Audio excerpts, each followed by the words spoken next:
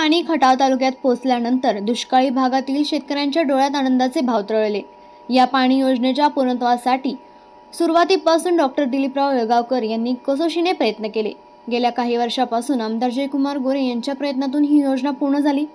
पळसगाव येथे पहिल्यांदाच ताळीचे पाणी पोहोचल्यानंतर डॉक्टर येळगावकर यांनी स्थानिकांसह त्या पाण्याचे जलपूजन केले। यावेळी स्थानिक आनंदून गेले होते। यावेळी स्थानिकांसह माजी आमदार येळगावकरांनी प्रसार माध्यमांशी संवाद साधला। तारळी योजनेचे पाणी हे खटाव तालुक्याला मंजूर झाले।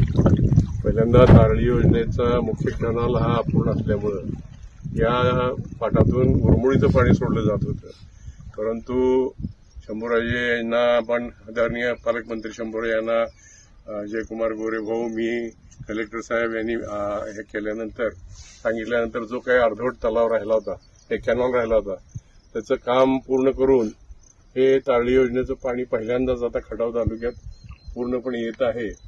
शेवटचं टोक आहे ते वाघमोडे तलाव आणि पुढं निलमर वस्ती, गुंडेवाडी, चितळी हा भाग यामध्ये आहे। आपल्या मागणीच्या मुख्य रस्त्यावरून पाईपलाईनवरून हे पाणी पाईपलाईन करून हे पाणी आता पुढच्या काळात येत्या 6 महिन्यात या संपूर्ण भागाला दिलं जाणार आहे। आणि त्यामुळे या भागातल्या शेतकऱ्यांना जो काही आजपर्यंत दुष्काळ सहन करावा लागत होता तो आता या पुढच्या 6 महिन्यानंतर अजिबात करावा लागणार नाही। पाणी नियमितपणे तारळीचं या ठिकाणी येईल आणि यासाठी आता सुद्धा आमदार जयकुमार गोरे, मी स्वतः त्या विभागाचे अधिकारी आणि देवेंद्र फडणवीस या राज्याचे उपमुख्यमंत्री यांनी खूप मदत केली आणि त्यामुळे हे पाणी या ठिकाणी आज आम्ही पाहतोय। आज या सगळ्या कार्यकर्त्यांच्या बरोबर आपण आज हे पाणी पूजन केलेलं आहे।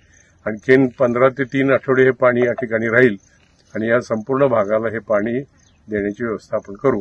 त्याच्यापूर्वी हा तलाव पूर्णपणे कोरडा होता, म्हणजे इतका पाऊस या खटाव तालुक्यात पडून सुद्धा या तलावात अजिबात पाणी नव्हतं।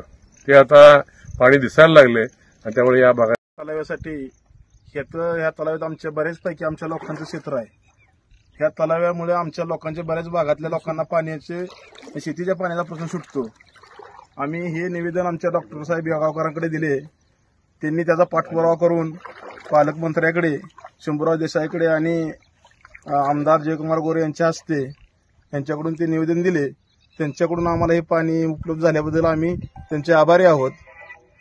भविष्याच्या काळात पण डॉक्टर साहेबांनी आम्हाला कायमस्वरूपी पाणी द्यावे ही आमची इच्छा आहे।